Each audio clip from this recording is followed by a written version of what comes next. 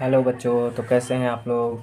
हम फिर से अपने YouTube channel NK progress class में आप लोगों का स्वागत करते हैं। कल हमने देखा था दहन और ज्वाला चीज़ों का जलना।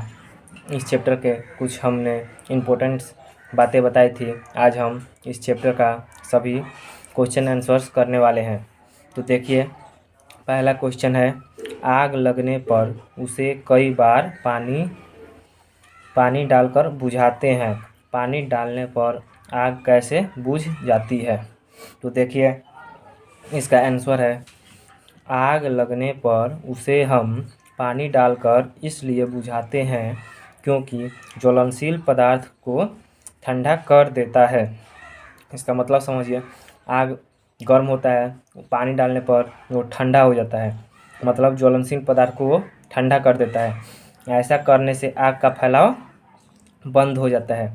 इस प्रक्रिया में जो जल वाष्प बनता है, मतलब जो हम पानी डालते हैं उससे वाष्प निकलता है, ठीक है। जो जल वाष्प बनता है वह वायु की आपूर्ति को बंद कर देता है। जैसे कि आप लोग जानते हैं, आग को जलने के लिए ऑक्सीजन की आवश्यक होती है, तो ये पानी डालने से वो ऑक्सीजन की आपूर्ति को बंद कर देता है, जिसके कारण आग बुझ जाती है, ठीक है। इस प्रकार हमारा पहला क्वेश्चन समाप्त हुआ। अब चलते हैं हम दूसरे क्वेश्चन की तरफ, ठीक है। तो दूसरा क्वेश्चन है हमारा, मोमबत्ती की ज्वाला जब स्थिर हो तो कांच के प्लेट ले जाने पर काला वलय क्यों बनाता है, ठीक है। तो इसका आंसर देखते हैं हम। मोम एक ईंधन है, यानी ऊर्जा का रूप है, ठीक है, जो हाइड्रोजन और कार्बन से मिलकर बना होता है। ओके, देखिए, हाइड्रोजन सुनहली ज्वाला के साथ जलकर जल वाष्प बनाता है। यह कार्बन को भी जलाता है और दोनों ज्वाला के साथ जलते हैं, जिसके कारण कांच के प्लेट ले जाने पर काला वलय बनाता है। इसका मतलब समझिए, कल हमने आपको पढ़ाया था ज्वाला के 3 क्षेत्र होते हैं, जिसका मध्य क्षेत्र में हाइड्रोजन और कार्बन का निर्माण करता है, जिससे काला वलय बनता है, ठीक है। तो देखिए, तीसरा क्वेश्चन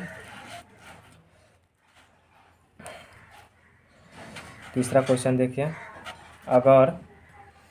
अगर किसी दुर्घटना में कोई व्यक्ति आग की चपेट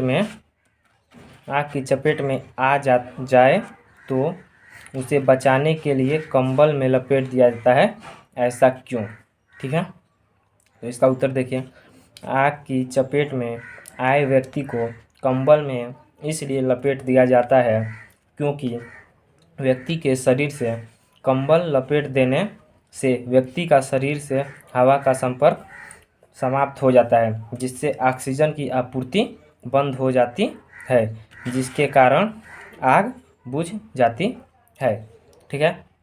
इतना समझ गए। अब चलते हैं हम अगली क्वेश्चन की तरफ।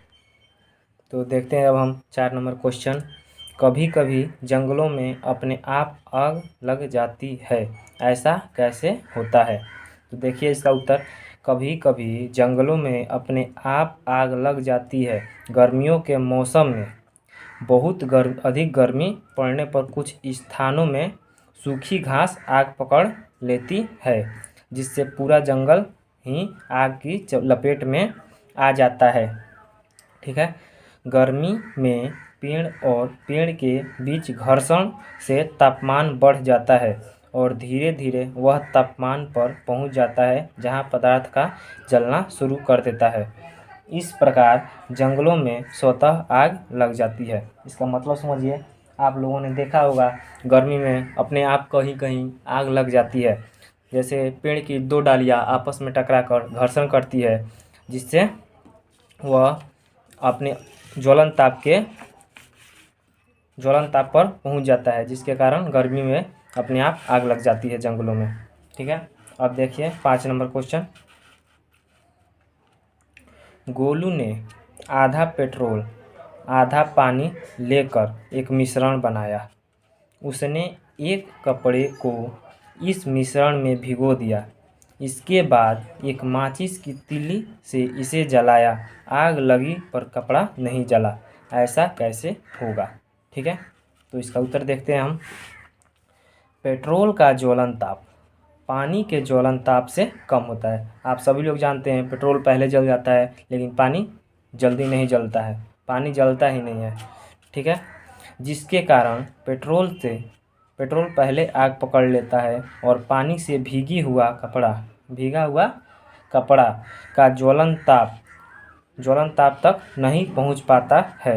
जैसे पानी का भीगा हुआ कपड़ा है तो पेट्रोल पहले जल जाता है और पानी से भीगा हुआ कपड़ा अपने ज्वलन ताप तक नहीं पहुंच पाता है, जिसके कारण कपड़ा जलने से बच जाता है, ठीक है।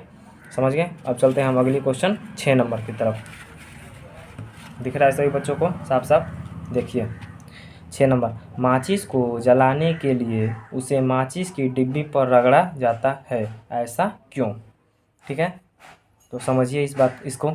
उत्तर 6 नंबर का उत्तर हम बता रहे हैं। अब हम जानते हैं कि लाल फास्फोरस अपने आप आग नहीं पकड़ता है। आप लोग ये भी जानते होंगे माचिस में लाल फास्फोरस लगा होता है और उसको लाल फास्फोरस अपने आप आग नहीं पकड़ता है, बल्कि उसे रगड़ने पर ही जलता है। डिब्बी पर लाल फास्फोरस या सल्फर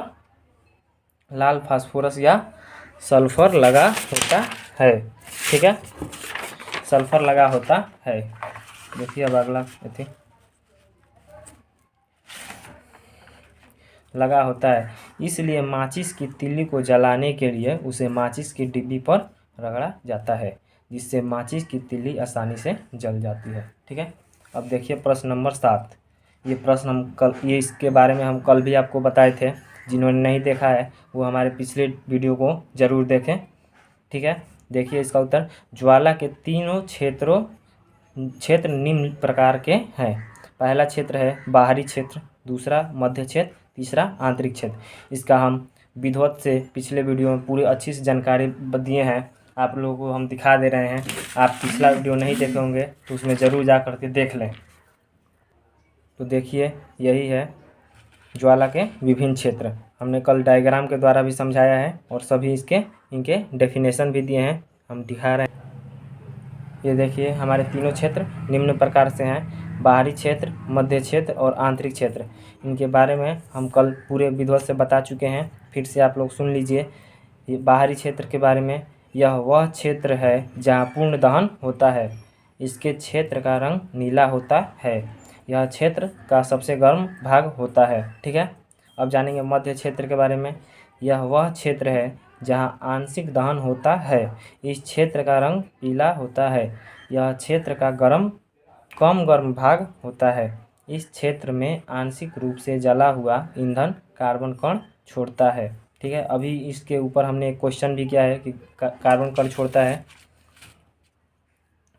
आंतरिक क्षेत्र यह मूल रूप से बिना जले मोम के वाष्पों से संबंधित है, इस क्षेत्र का रंग काला होता है, यह क्षेत्र सबसे कम गर्म होता है। तो इस प्रकार हमारा 7वां क्वेश्चन भी खत्म हो गया। अब हम चलते हैं अपने 8वें और आखिरी क्वेश्चन की तरफ। तो देखिए 8वां क्वेश्चन क्या है हमारा, घर में आग से होने वाली असावधानियों से बचने के लिए आप क्या क्या करते हैं, इसकी चर्चा अपने दोस्तों से कीजिए। तो ठीक है, अब देखते हैं हम लिखेंगे इसका उत्तर। पहला कौन सा चर्चा क्या कर सकते हैं हम, अति ज्वलनशील पदार्थ को सुरक्षित या आग से दूर रखना चाहिए। जैसे जो आसानी से आग पकड़ ले, ज़्यादा जल्दी जल जाए, उसे हमें आग से दूर रखना चाहिए। जहाँ तहाँ आग को ले जाने से बचना चाहिए, जैसे आग से इधर उधर हम लोगों को नहीं करना चाहिए, नहीं तो आग आसानी से लग सकती है। तीसरा देखते हैं हम, आग को तेज़ हवाओं से दूर रखना चाहिए। चौथा, विस्फोटक पदार्थ को ठीक ढंग से चलाना चाहिए, जैसे बम जलाते हैं लोग, दिवाली में पटाखा फोड़ते हैं, उसे अच्छे ढंग से चलाना चाहिए, नहीं तो कहीं भी आग लग सकती है। अब 5वां देख लीजिए, सिगरेट, बीड़ी इत्यादि को सुरक्षित जगह पर सेवन के लिए प्रेरित करना चाहिए, ठीक है। अब देखिए 9वां क्या है, रिक्त स्थानों की पूर्ति करें, ठीक है। तो देखिए इसके बारे में, वह न्यूनतम तापमान जिस पर कोई पदार्थ जलना प्रारंभ करता है उस पदार्थ का ज्वलन ताप कहलाता है। ये कल हमने आपको कल की वीडियो में बताया था कि वह न्यूनतम ताप जिस पर कोई पदार्थ जलना प्रारंभ कर देता है उसे उस पदार्थ का ज्वलन ताप कहते हैं, ठीक है। कल हम आपको बताए थे ये। ये भी हम कल बता चुके हैं। सफ़ेद फास्फोरस कमरे के ताप पर आग पकड़ लेता है। ठीक है, जो लोग कल का वीडियो नहीं देखे हैं वो ज़रूर देख लें। और अगर वीडियो अच्छा लगे तो चैनल को लाइक करें, सब्सक्राइब करें। ठीक है, और कमेंट ज़रूर करना ना भूलें। अब ये देखिए, अब देख, मोम एक हाइड्रोकार्बन है। अभी हमने आपको बताया मोमबत्ती एक हाइड्रोकार्बन होता है जो हाइड्रोजन और कार्बन से मिलकर बनी होती है, जिसमें hydrogen fill in the blanks था और कार्बन। ठीक है, अब देखिए घ नंबर, ईंधन के जलने पर डॉट डॉट, ईंधन के जलने पर क्या क्या उत्पन्न होता है, तो ऊर्जा और कार्बन डाइऑक्साइड बनता है। ठीक है, अब देखिए last 5 number, filling the blanks. Petrol का ज्वलन ताप किरोसिन के ज्वलन ताप से क्या होता है, कम होता है। ठीक है, पेट्रोल का ज्वलन ताप किरोसिन के ज्वलन ताप से कम होता है। अब हम टिक द करेक्ट आंसर करेंगे, जो मतलब सही और गलत का निशान लगाएंगे। तो देखिए बच्चों, अगला हमारा ये है, निम्न पर सही या गलत का निशान लगाइए। ठीक है, देखिए पहला, कागज़ के कटोरा में पानी डालकर गर्म करने पर कागज़ जल जाता है। क्या ये सही बात है? आप लोग देखते होंगे कागज़ में जब पानी डालकर गर्म किया जाएगा तो वो कागज़ नहीं जलेगा, इसलिए ये गलत बात है। ठीक है, गलत रहेगा। दूसरा ख देखिए, दहन के लिए वायु का होना आवश्यक है। बिल्कुल सही बात है, दहन के लिए वायु का होना आवश्यक है। तीसरा देखिए, लाल फास्फोरस कमरे के ताप पर आग पकड़ लेता है। लाल फास्फोरस कमरे के ताप पर आग पकड़ लेता है, गलत बात है ये। लाल फास्फोरस जो होता है रगड़ने पर ही आग पकड़ता है। सफ़ेद फास्फोरस जो होता है वो कमरे के ताप पर आग पकड़ता है। घ देखिए, चूने का पानी में कार्बन डाइऑक्साइड गैस प्रवाहित करने पर चूने का पानी दूधिया हो जाता है। ये बिल्कुल सही बात है। ठीक है, अब देखते हैं अगला, अम्ल और सोडियम बाइकार्बोनेट प्रतिक्रिया पर कार्बन डाइऑक्साइड गैस बनता है। ये भी एकदम सही बात है। ठीक है, अब च देखते हैं, तेल द्वारा उत्पन्न आग जल द्वारा नियंत्रित किया जा सकता है? नहीं। आप लोग देखते होंगे पेट्रोल जलता हो या कुछ भी, कोई भी तेलीय पदार्थ जलता हो तो उसे हम पानी के द्वारा नहीं बुझा पाते हैं। ठीक है, इसलिए ये गलत है। तो आप लोग इसी तरह हमारे चैनल को बढ़ावा दें। ठीक है, तो इसी प्रकार हमने ये चैप्टर आज पूरा समाप्त कर दिया है।